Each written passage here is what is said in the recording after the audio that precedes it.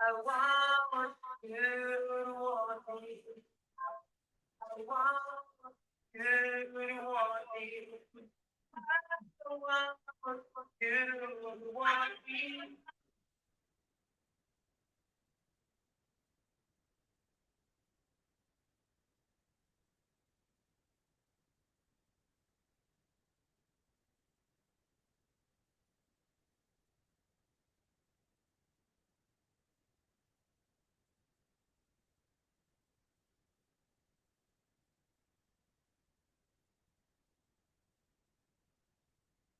Hello, hello, and welcome to our masterclass today. I am so excited to be here together.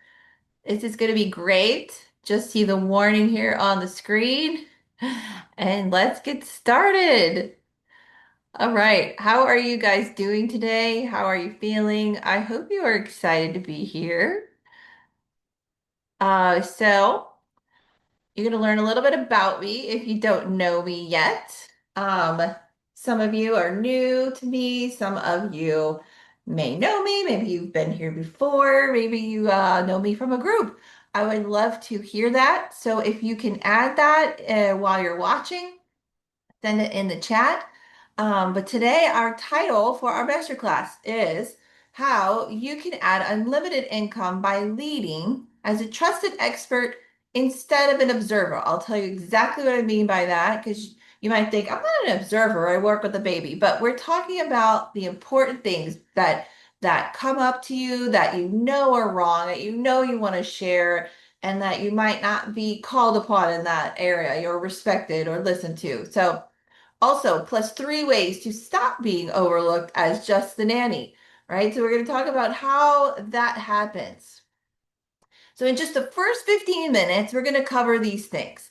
I'm going to talk about why there is this barrier to communication and approaching important topics. What is that? Why is there a trust issue here?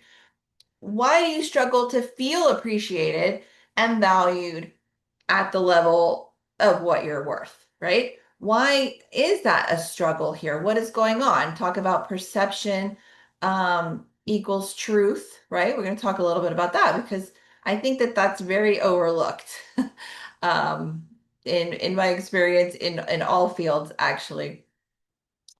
Um, okay. I want to teach you today basically how to confidently speak up and be respected as a nanny or caregiver when you're even when your expertise is overlooked. Why some infant care professionals, I've met them, have wait lists of clients and you struggle to feel valued and earn what you're worth.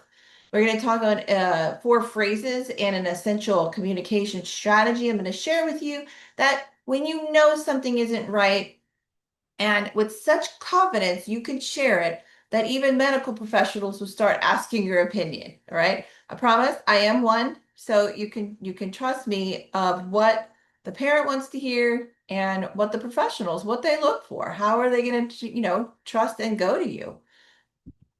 Okay, so if you can stick around, there's even more excitement, but I'm going to give you these quick takeaways in the first 15 minutes, And then we have even more. So if you can be here, I'm going to share evidence-based methodology that can position you as this expert, set you apart. Um, Other professionals, like I said, will want to consult with. Parents will trust you. And when you say things, it won't be pushed off and taken as, well, why is she telling me that? I'm going to share with you a clear solution that can increase your revenue stream for real and increase client loyalty and leads to more opportunities for you because you have this enhanced value that you bring and you know it and you can say it. We're going to give a few actionable strategies today and skills that will enable you to stand out, give you a couple leg up on other people, that are interviewing. I want today to forever change the way you think about your impact on a baby and the family starting today. All right, I hope you're excited. Let's go. First disclaimer, this I am not teaching you clinical skills or to claim to be a healthcare provider of any type. This knowledge that we share today is for educational purposes only and always to be used within your scope of expertise and credentials. This is your business. You have a different expertise than every other person here. So always within your own scope. All right. A little tiny bit about me because I always like to know who I'm listening to. And so just I'm a pediatric physical therapist by trade, by experience for a very long time. I'm NDT certified practitioner, which basically means a baby movement specialist. Um, I can share more about that if you're interested. I have a master's of science in pedagogy, and I continue to work as an educator and a clinical PT and providing development consulting in many ways to families and um, to to professionals like you. I have over 20 years experience with all of this stuff, working with children of all ability levels. I love it. I love elevating and bringing excellence wherever I can. And excellence is defined by each individual. So for you, it's going to be different than a child with cerebral palsy that was like, what do you want to be able to do? So just helping elevate wherever someone is coming from, elevate them as high as they want to go. Um, Also, I am super passionate about sharing things that aren't typically available. They are only taught to health professionals or to parents once they go down the road where there are huge problems.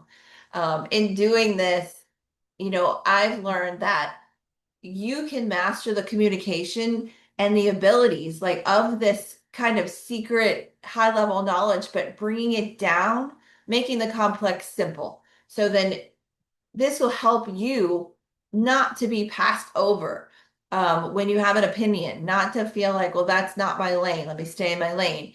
The amazing skills you have and you acquire by all of these trainings, they will be received by families and then help you achieve the outcomes that you need. So I've added to this masterclass a little extra in there because I've realized that even if I teach all of this great stuff and curriculum and development strategies, if you're not in a position of trust where you can share them, then it's wasted. So, I'm working with a student now. I'll tell you, more about her, but she's so experienced. She's even been turned down from some jobs because they said, you know more than me. I really don't think I can hire you. And so to her, that sounds so upsetting. Like her heart sank. She told me the story, but she's so amazing. But there's a disconnect there between what she has to offer and how it's being communicated, how maybe it's coming across. And so, she's settled in her choices of her life, whereas now we're pushing through that. We're pushing through that. So, anyway, that's a little bit about me, and I'm happy to answer any other questions. But let's talk about you. Okay. What drives you? Why did you choose this field? Um, did you feel, do you feel fulfilled in what you're doing? Do you feel that there's something missing? share with me. I would love for you to share with me about this in the chat when you're watching. Send over your comments on how you feel about that. Okay, so where are your missing pieces? What drove you here, and then what is missing for you? All right. So, do you feel that you were caught at all between having lots of practical experience? Because if you're here, you are an experienced childcare provider. You already have years behind you. You have a lot of knowledge, and you probably have quite a few certifications that you've spent time and a lot of money on. So, do you ever feel that you're caught between having all of this and then not having the credibility to others that it should earn you? Okay. Like, do you wish you were more respected and valued for how much you bring to families as part of a team? I have worked with many of you and even in my professional career as a PT, and I know that there is a disconnect there. And it's a struggle on both sides of perceptions. And we're going to get into that in a minute. And then some ways of how you can break through that and connect it. But I mean, you will need a plan for yourself and the professional communication to make that leap. But first, let's start to connect that by talking a little bit about your audience. Okay. Who is that? Who is your audience? Who is your clients? The parents, right? New parents, usually. And they might not be first time parents, but still new parents. They want immediate help. They don't always know this, but I mean, sorry, this is what they know. And then they want now is immediate help with coping. Okay, that's why they usually hire someone. It usually includes sleep for the baby, overnight help so they can sleep. They're worried about handling all of the things. And so, also nursing support. So that's what they think right now that that they're looking to solve that problem. And that's where you usually come in. But what they really want, but they may not be actively thinking, their ultimate goal, and this is shown through research, that a thriving child is what they want. Not only developing physically and intellectually, but also they want their child to thrive academically, socially, emotionally, like the whole package of a successful child in this world, like going forward, doing all the things. Now, enter in, if their child had any complications or the baby spent any time in the NICU, this is terrifying. So if you add that on top, there's so many unknowns. So they're looking for someone to fill all of those gaps of fear and help them feel calm now. Okay. But what they ultimately want is their children's success. Okay. They just are thinking of the right now. So if you know this, you're going to go into the situation in a different way, in a more all-knowing way to be able to calm their fears and then still provide what they really need. Okay. Now, what why you struggle to feel appreciated and valued at the level you're worth. Okay. So it's perception, simple as that. There's two sides to the perception. There's self-perception, which is how you feel about yourself, and perceived role and all of that. And then there's the parent perception of your role and your abilities and your professionalism. If the parent is a lawyer or a doctor or something or a CEO, they're going to have perceptions based on what they already think about your role before they even meet you. Like when they're calling an agency, maybe they are already established. So, into this is the perceived value equals actual value. And that's just the way it is. So your positioning has to start from the beginning, from the first communication, when you walk in the door for your interview or when you have the first phone call. How you present yourself determines your role. So, how you're going to present yourself is how you feel about yourself, what you believe your role is. It's a little bit deep, but it's necessary because think of all the trainings you've had so far. Think of all of the thousands of dollars that you've spent. Do they serve you as high as they can? Do you take that perceived role of I am bringing excellence to a family?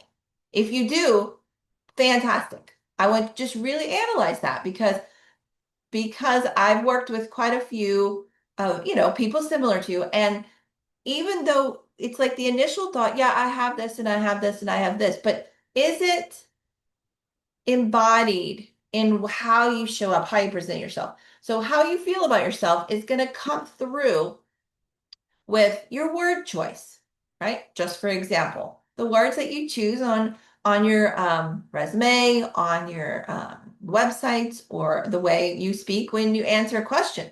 It's going to come through in your eye contact or not, your choice of clothing or not, the topics that you ask questions about versus do you let them ask all the questions? It's the role, right? So all of this established at the very beginning.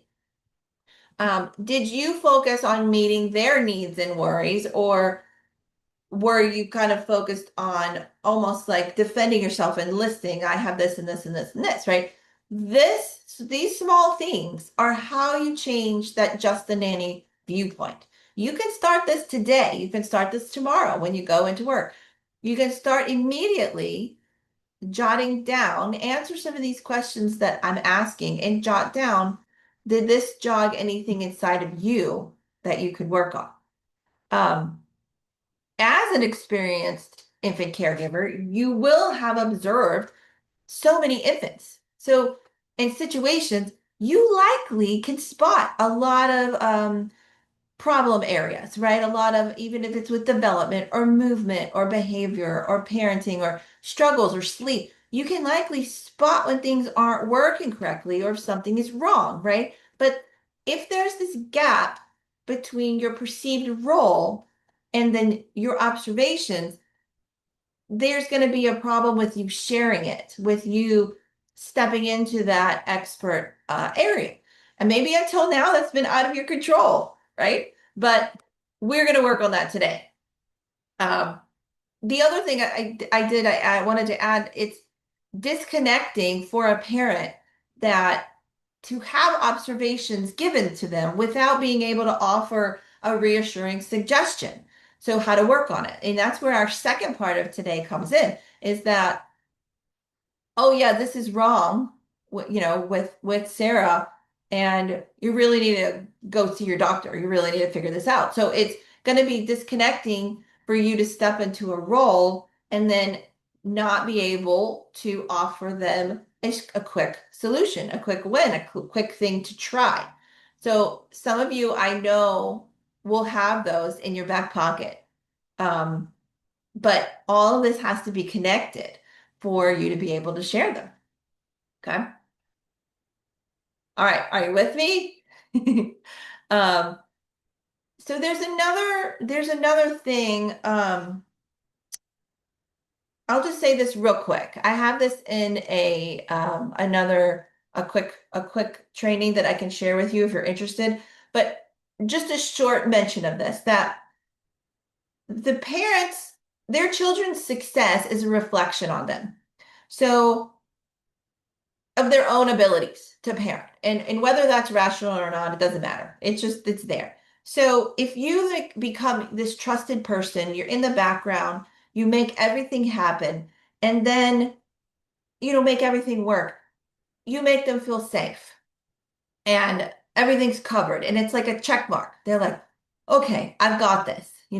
She's supporting you on the back end. And so then if there's for example, a development issue and it's brought up to where Sarah is not meeting the standard, so Sarah being the baby, if you approach a mom and say something is wrong, and I think this is why a lot of daycare workers can have trouble with this too, but if then you switch your role in their life, you've almost become an enemy in their subconscious mind because you're on their side, you're their friend, you keep it, not their friend, but you're on their side, right? You keep everything running. And then if it's like, well, I noticed that she's not able to roll. She's not able to do this, and that's a developmental delay. She's behind, and we really need to get her going. and moving better because this is going to delay her, whatever, her brain. And, she's not going to be able to do her other milestones. So let's see if you say that, the mom, if her perception of you is, oh my, you're my nanny, or you're my backbone of keeping everything together. And then you can turn and say, well, there's a problem with her. This can cause a problem in the relationships. It's like you flip sides subconsciously. And I think that that's where a lot of well, I mean, what's the parent's first response going to be? Is like, wait a minute. Can be quickly done subconsciously. Like, she just said something's wrong with my baby, which connects to something's wrong with me, which means I'm not doing something right. And wait, I don't have to believe her. Who is she anyway? She's my nanny. Obviously, she's not right. So all of this can happen in a self-protection way, a denial way, all of these things. And then you can be frustrated, right? Because you're like, I know what I'm talking about. I have all this experience. Why they hire me if they're going to be mad at me when I share what they really need to be working on, right? So then it becomes like this, right? The you're not going to see the salary, for example, that you want. You're not going to get the appreciation that you want because their view is less than. Your view is, I know what I'm talking about. So it doesn't match. So that's kind of the short version. I have more, but I just wanted to put that in here for now, and then we can talk about that more later. But there's a few ways I wanted to give you right now. So it doesn't help, right? Like I said, when someone points out a problem and then doesn't give you some quick little solutions, what you can do about it. So that's what I want to do right here. So establishing your credibility involves, yes, showcasing qualifications and your experience and expertise. Yes. Now, how can you achieve that? Showcasing yourself.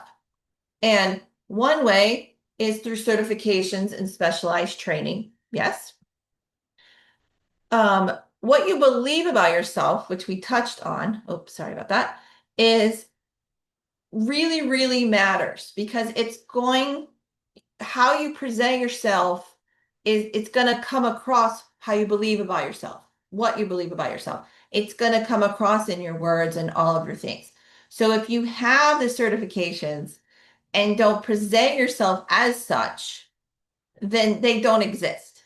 So all of your work, like I was mentioning one of my students now, so much work, so much experience, so much dedication. It doesn't come across for some reason. And if it's not presented as such, it doesn't exist to the family. Sometimes it can be the family's fault. Sometimes it can be they're not ready to hear it and all of that. There's definitely those factors.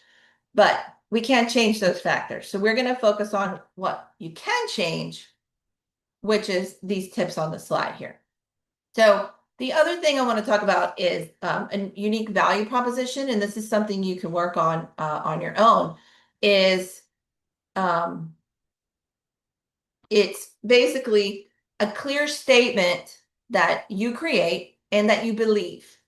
And it explains how your professional services are unique, what specific benefits that they offer to the client. You have to have the client in mind.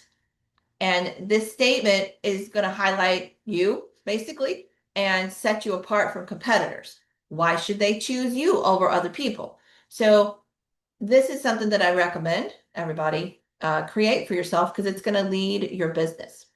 Now, here's some other ways to build your credibility, which we talked about already, how to present yourself from the beginning and your specialized training. So a really important thing that I teach on, I wanted to give you this as a solution today too, is so it's the ability to communicate effectively, which is what we're talking about, right? Because that's the whole point of this when to give you the first few minutes so you have these skills here.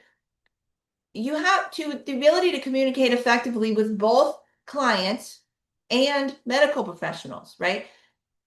It's going to involve you leading. And what I like to call leading is learning, which is we talked about, empathy, which is for the other party, where are they coming from?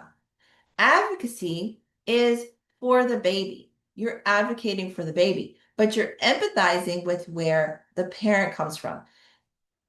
If you are thinking of yourself, it's not going to come across in the way that you want it to.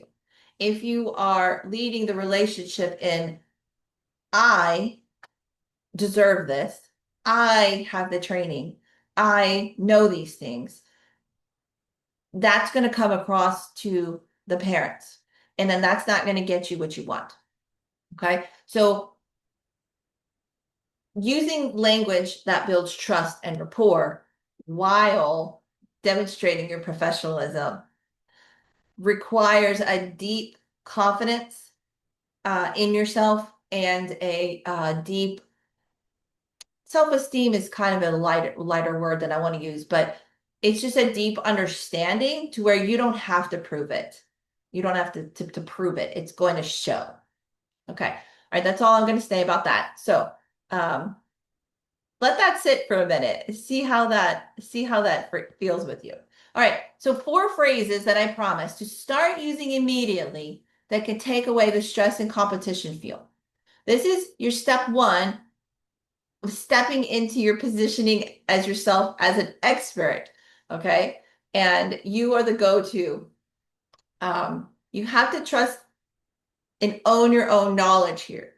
Okay. So how I recommend to speak to a parent is I observed, I noticed, can I show you, and would you mind? So notice this is taking away any competition, okay, from them or from another professional who may have said something else. You cannot dispute what a professional says. So if they went to their pediatrician and got a different answer, well, no, that's not a big deal. It's going to be fine. It's just temporary. They're going to grow out of it.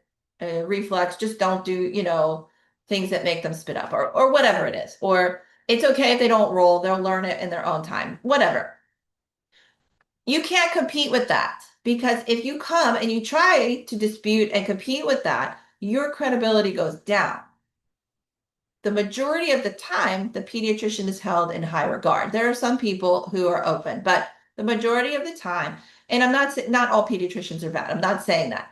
I'm just saying whatever their recommendation is, you can't compete with that. So you have to align yourself as your own professional. Okay, you have to learn and own it, not competing with what he or she said. I observed Sarah not really enjoying so much our activities today. I noticed this. I felt positions you with the expertise without disputing. I hope that makes sense. Please let me know if this makes sense for you. So, um, okay. Here's a 3-step approach for the strategy that I just gave you. So when you know something isn't right, you can use this instead. And then I have a guide that I'm creating right now. It's some scripts, and if you want more of this, let me know. And it's half price right now. While like you can pre-register. It's basically getting all of the scripts for different situations that you might encounter to help you be pre-prepared to elevate your game here. So you're going to communicate the issue without pointing out what's wrong with their child. So that sounds counterintuitive because you're pointing out something that you notice their child's not doing. But remember what we said before, how they perceive you, and you're the support person. So you want to present it yourself as an accelerator, as making their child more awesome. They can do things faster or they can do things better. They can be smarter. They can increase the enjoyment of the activity, meet all their milestones better. So if you position it in that way, you're not attacking anything. Okay. And this sounds, I think, when I say it, obvious, but I don't think that it always makes it into the practical situations. Let me know how you feel about that too. Then you want to have a suggestion on how to work on it as a partner with the parents. Let's do an example here. So you notice the baby's milestones seem delayed, right?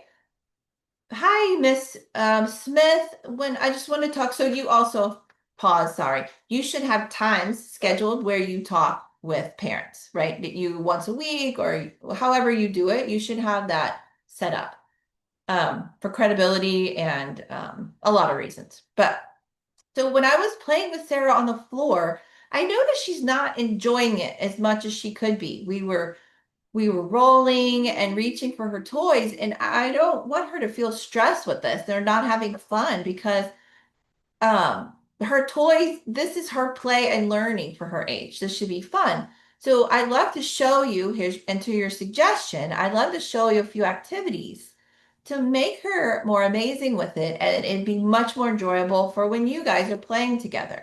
Will that be okay with you? Or can I show you? And there you go. Do you get the feel of how, do you get the feel of that? I would love to know if you get the feel of that. If you're here live, go ahead and add in the chat. So, like I said, this is one example that I've written. And if you'd like more ways to customize this, the Ultimate Script Guide, you can pre-register. Like I said, it's half off. You can grab it. I have the link neuroplay.org/get combo scripts. I will add that later if you need it. And also this replay of this masterclass is available and you can get the link. So basically simplifying other tough complications with parents without fear or resentment. So some more scripts like this, but it includes some of the five, because I wanted to share the five most common, issues that you might come across. Developmental delays, speech issues, feeding struggles, behavioral challenges, and just having the right words at the right time. There can even be sensory sensitivities. That's a really hard conversation to have because it's kind of a vague area that parents are not really going to grasp. All right, so now let's tweak your confidence a little bit to believe in yourself, and that's going to add into your ability to be an advocate and this partner that we're talking about. So, how do we create more success for you? All right. We need to break the habitual thinking in order to grow. All right. I'm going to quote Jim Murray, the author of Inner Excellence. It's a book. Your mindset is your overall attitude and way of thinking that comes from how you perceive yourself and the world. These perceptions create certain attitudes and ways of thinking. It becomes habitual. Okay. So your mindset is this attitude from how you perceive the world, and it becomes a habit. So that's how you're going to look at everything. Think of it like your paintbrush. He didn't say that. That was me. He says it orients your heart around what you believe is important and possible in your life. Okay. So that should stand out to you because the way you think and perceive is going to basically tell you what's important and possible in your life. So if you are a nanny, you might believe certain things are possible and certain things are impossible. Now, if we wanted to go a little deeper, maybe next time, if you flip this to the parent side, they also are going to have these. Remember, we talked about that. It becomes habitual and what they think is possible. Okay. So most child care providers hit an income ceiling pretty fast. There's a small percentage that are booked out all the time. They do as an NTS, for example, and or a doula, and they're booked out constantly, and they have high-end clients. And maybe a couple of these. It's not the norm. Do not feel like you are less than because that is not you, right? Most childcare providers, even daycares, especially in daycares, hit an income ceiling. And simple shifting of knowing this lifetime impact that you actually have. And if you can speak to it, you're going to break through this income ceiling. That's why I'm here today, right? You imagine here that instead of feeling underappreciated, you're asked for what a parent should say to their doctor and their health professional. They actually come to you instead of thinking, she doesn't know that. She's just a nanny or she's just a baby nurse. Let's use that one, right? So instead of feeling this, they're actually asking for your opinion. Okay. You start believing in your position and your contribution. Okay. Instead of staying quiet, despite you see and you know it's an integral part of what this parent needs to say to their doctor, you speak up. You're able to give these reports and suggestions. Um, it's huge. It would be huge for you. You totally can shift your job satisfaction, your life satisfaction. It's going to bring out what I believe is why you got into this business in the first place. So one more thought. Instead of charging basic care rates, if you believe that you are a specialist, you're going to charge specialist rates because you feel and act as if you have the special knowledge. Okay. You go to work each day instead of being tired and thinking it's going to be like every other day, you're excited because you can serve in new ways and solve problems for them and give your opinions. And it's a lot more fun that way, and you're making a huge difference in your life. So I want to give one example here of some actual dollar amount. So for example, nannies approximately make 25 per hour, NCSs make approximately 55 with the earning ceiling there, right? Imagine if you can add on some new clients by offering a development assessment and a plan for 200 or $250, and then ongoing support sessions. So about 12 sessions, let's say, in your plan, um, for 75 to $100 each. And you package that up, and you're making sure you're supporting them and make sure everything is developing as it should. You would communicate that you can prevent patterns from becoming problems and habits, and sharing with parents when to see the medical professional and what type. So it's going to save them. What you're saving them is stress and doubt, and that is huge. Okay. You can also, another option is adding on to your current services by $10 for an hour. So if you work as an hourly rate, like as a nanny, it can bump you up for certain hours of the day, or you add on. Okay. So I want to review a little bit about what we've learned here, the importance of all of these things. You have to own this and see that you are this specialist before you're going to get the feedback and the appreciation for being the specialist. It has to initiate with you. All right, we're going to move into section 3 real quick. You're going to get an infant development example and witness an actual transformation of a graduate who used these strategies. Okay. Um, Sorry about that. That was the slide I was supposed to show you, but as the example. So here's the example that I just talked about. Okay. So promoting this proper infant development is a premium service. We know that there is so much more to a thriving child than what is focusing on right now. Like we said, there's so much more. Everyone in our society, and parents and doctors, everyone has been trained to be reactive to big problems as opposed to proactive. And you're proactive in creating the brain body environment, right? That is life changing. Parents don't always respect or even know how influential you are during this time of their baby's life. Okay. Are you ready to evolve beyond this task-based care and being busy into being an evidence-based developmental promotion that actually, no lie, can prevent disabilities, right? And create opportunity for babies. Okay.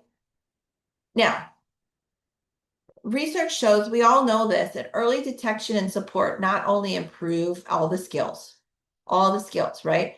But like autism and other developmental delays, when they're detected early, children receive interventions earlier. We know that, okay? All of that does enhance their development. But the way that this is always presented is by age 3. Okay. If you found this early detection, right, early intervention, all of these words, it's like before age 3, because that's when everyone gets diagnosed.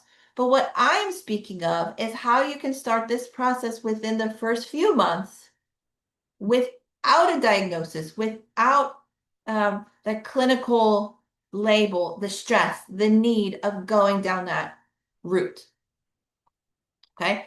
This is a proactive approach that can transform lives early and help children reach their full potential and creating this brighter future for them and their families that they don't even know later if they would have these difficulties. But if you see them and you know what to do about them and you know how to say it in a non-confrontational way, everyone gets elevated. Do you see that? All right, I hope you see it. Okay, so the goal of this next section here is to talk about the importance also, but understand why having this framework of how you present these things, not just one rolling activity. And here's a pre-crawling activity, and it's very isolated. That's not how the brain grows. That's not how the connections are formed. So there's a framework of promoting healthy infant development as a whole baby, okay, that's really critical for the child and the community. And you're going to find for yourself. Okay. All right. Now, we kind of said this already, but having having this framework of development and understanding all this, the criticalness of it, I want you to understand again that how much of a premium service it is. So that's what we talked about a couple slides ago. But you're literally preventing developmental delays that won't be flagged anywhere else until it's a diagnosis. It's not going to be seen at the doctor's visit. It's if you don't, see it and say it. If you're not able to do that, it's going to hold the child back. They won't be seen. And it is possible, that's what I'm telling you today, to unblock and reconnect any abnormal movement pattern that you might see before it becomes a big issue. It is possible. That is what I teach. And that is what I'm so passionate about. Um, this here empowering you and empowering the caregiver, like if you're already a parent educator, for example, I know a lot of doulas have a parent educator certification. They're not teaching this. This is not included there. This is different. This is elevated science and research, complex made simple. Okay. So what this can do is lift a ton of weight off of the parent's shoulders. They don't have to go figure it out. They can be fully relaxed that their baby is getting everything that he or she needs. And it's like, oh, she actually knows that stuff. I mean, it's huge. It's really huge. Um, this will require, like we said, a shift in you. It's like an excellent shift that you're not only identifying with the role you're currently in and that you were hired for, and that you're stepping into this proactive prevention specialist who can actually spot unhealthy things and then communicate them and be trusted for that. So there's a little bit of a process because your perceptions will have to shift into this like excellence mindset. Okay. And if and when it does, your value exponentially increases because it's your perceived value and your actual value. Um, yeah, and I think you know this, but there's a huge need for this, in my opinion, because you're like the first responder. You're already there. You know more than many people are going to know. So even if they go to the doctor's visit for something, it's like a snapshot into the picture of the baby. And they don't have a mat. They don't have all the great toys. They don't have all that. So the baby's usually crying. He had to get a shot.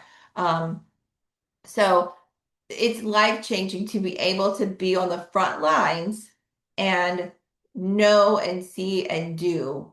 It's just gonna it changes lives. And I have a couple examples. Um, but I did want to share real quick. Every single time that I have randomly shared what I do, someone um, we just meet. It's not even, they don't even know what I do, what my business is.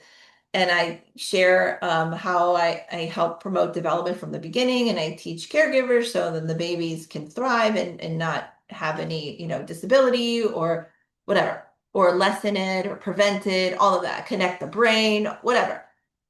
Every time the person, for some reason, winds up having a child or a family member who was either autistic or had a significant disability, and they had gone down the scary road, and they're like, this sounds so amazing, and I wish I knew you before my son he's a teenager now, is usually what I get. And you could have changed his life. This would have changed his life, right? And it's so hard for me because I spoke freely. I didn't even know this person had that struggle, you know?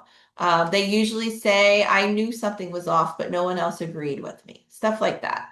Um, and it happened so many times. So um, think about any time maybe that you've had this happen to you that you wished you could have done more. You wish that you could have said something, that you could have contributed more. Think about if that you've ever experienced that and share that with me. Okay, this next block we're going to go shift into a specialist shift here. Thought yeah, it's a little bit of a quick case study, and then we're going to wrap up. This is a real life scenario of a real person. And I want you to grab some key learnings, and it's going to help our next discussion. But Melanie is working with a 4.5-month-old whose mom is insistent on continuing to use the snoo. Now, before we judge in your head, well, that would never happen. You'd never allow that. 4.5 months is, maybe you've seen it. I don't know. Pause and consider this situation that she was in.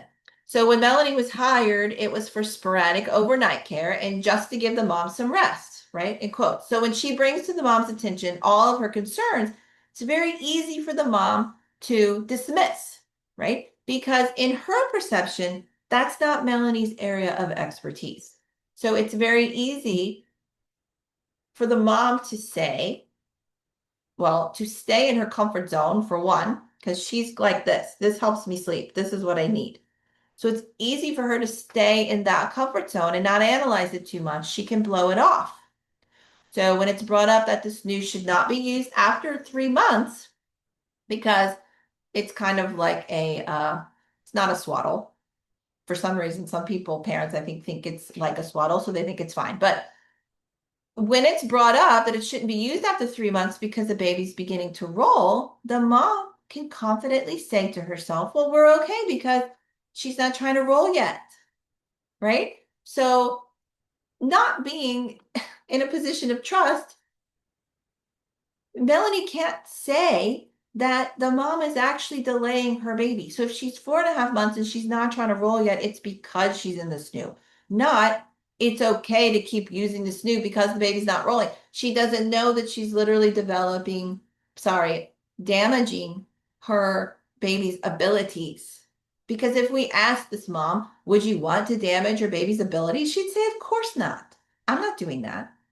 But she doesn't realize that she's doing that. Okay. Melanie was not in a position that she could share that it was received. Okay. Lots of movement should be happening by 4.5 months. It should be weight shifts and the spinal mobility and all kinds of things. Okay. So all of that was being delayed. And the mom is not going to take that from Melanie. And put yourself in Melanie's shoes. See what would have happened, to you. How would that have come across, if you tried that? Okay. Real quick, I wanted to introduce Christina. She is a wonderful infant and child nanny. She had, before she met me, a bachelor's degree in child development. And she went through this expert evolution. So I want to share her story.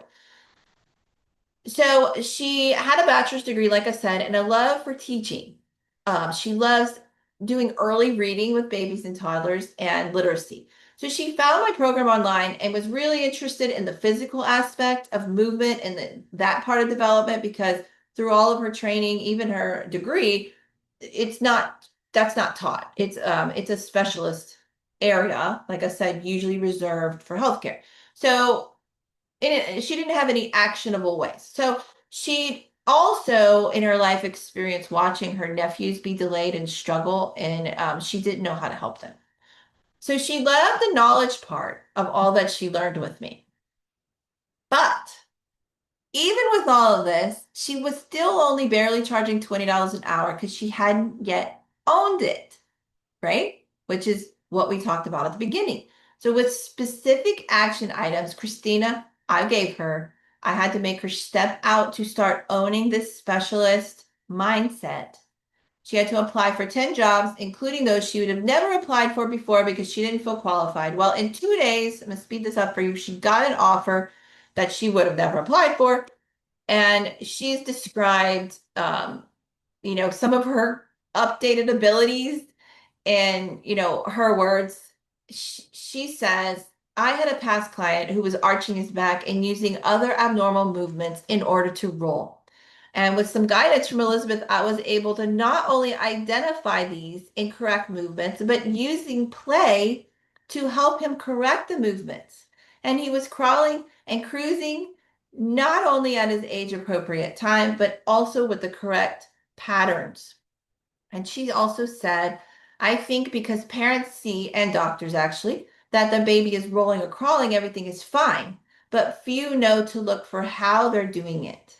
And doctors just, they don't ask how, they just ask if.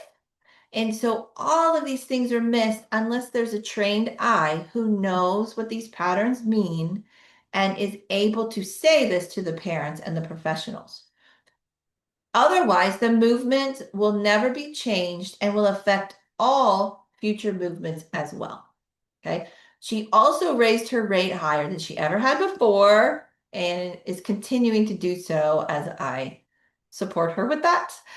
Um, okay, so I want to fast forward a little bit. I was going to share Christina used yeah, I'll give you some of the things she used. She was able to identify extension rolling patterns, which do not connect the brain and body. The name of this, it's a neuroplay uh, method. And there's some sequences you use, and I'll tell you about those. But what she did was once you identify the pattern that's not connecting the brain for the baby, she created a new flexion pattern using multiple systems. So sensory, visual, you incorporate all of them, but you know that you need to create a flexion pattern. And you do this in a fun way, which follows all the neuropsychology research. Okay. If it's done tummy time, screaming, you're not really getting connections that you want to get. Okay.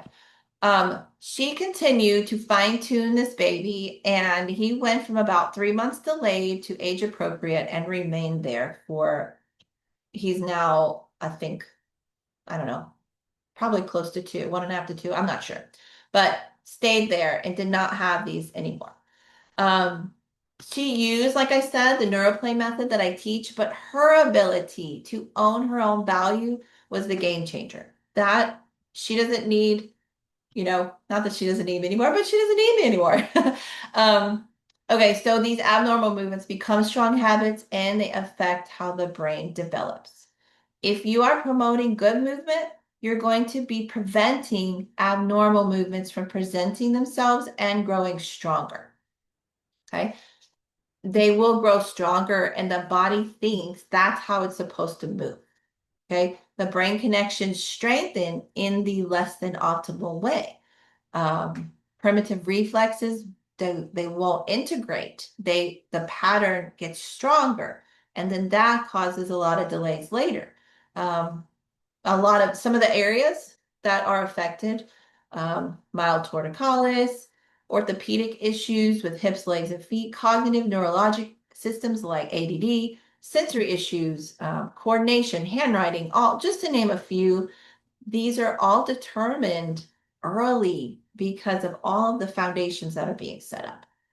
So there's a study that I quote often that shows some specific movements for some 4 months old that were observed video analysis. They were later diagnosed with severe autism, but they were able to go back and see that these movements when they were 4 months old stayed with them throughout all of their development, their milestones into walking. So they never grew out of them. So what happened is they were actually, their body was communicating that something was wrong and no one got the message. So later on in older childhood, like 3 to 5, they were diagnosed with severe autism. But it's fascinating to me. I mean, I understand this, but it's fascinating that they were able to see the movements. So if those were corrected, imagine maybe the different future for that child. Okay. Every parent wants their child to be the best that they can be. And if they think that hiring you will achieve this, you will be indispensable. You will be irreplaceable. You will not be just a nanny. You will not be, oh, this is just someone to help me overnight so I can sleep. You will be viewed in a different way. You can impact the lives of the infants and use this knowledge to promote their future. And you're going to stand out for your dedication, um, your dedication to your education. And the true magic I feel comes when the creativity of those in the home and on the floor, it comes together with higher education, research, and science. And it breaks down the belief that you cannot impact the infant in how he or she's developing. You can help with way more than independent sleep and feeding. Um, Although that is priceless, it's part of this whole infant. It's very, very important. Would you agree that there are other developmental things going on that also contribute to a successful sleeper and feeder and eater? And it's just indispensable. And honestly, it's irresponsible that medical professionals and infant professionals leave this part out because it's part of the whole child. It's a huge part of the whole child. It's their brain is developing. So as we wrap up here, there's a little bit about the neuroplay process. There's 4 pillars. Like I said, making the complex simple. There are specific sequences that you can do, that you can teach. And if you want to go on to the advanced portion, you learn to unblock and connect. So you will observe and identify signs of like issues, asymmetry, tightness, stuff like that. And then in the advanced portion, you learn to unblock and connect these with specific play activities. You learn when and where to refer. So you become way more of relied on for high level stuff. So the goal is very simple yet profound. It's getting baby's development on track, preventing disability whenever possible, increasing your impact and business growth all at the same time. Excellence for everyone involved. And here's how you can achieve this: becoming a neuroplay consultant. You can add unlimited income to your current business model, like I mentioned earlier, with an added service or consulting clients. We begin on Monday. The investment went up to 2,000 for the entire curriculum, which is still super low. But I decided for this month, June, the summer special, to keep it at the original price of only $1,600 for the entire curriculum, or $800 for the foundations only. Okay. The value of this is at least 5K. So get in with this last offer of the 1,600.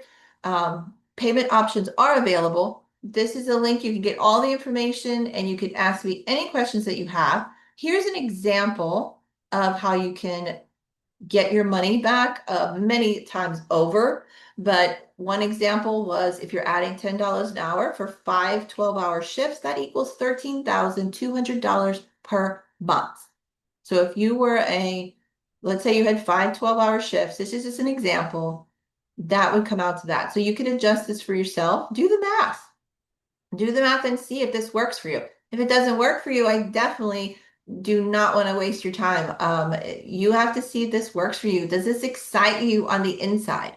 Does this make you feel like you would be carrying out your purpose, what you want to be bringing into the world?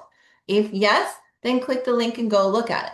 I've given you today the framework that you can use immediately to go out and change your communication, up level your thoughts, create your unique value proposition. But if you want support with any of this, you want to learn a higher level way of working with babies, and then take a look at this link and sign up today. There's actually a early bird bonus of a free one-on-one session to customize this for your business. You get that if you sign up today, the day that you view this.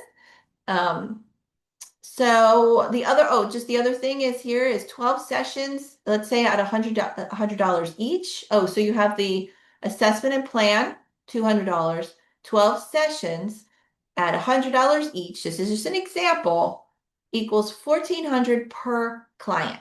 Okay. You can add as many as you like per year.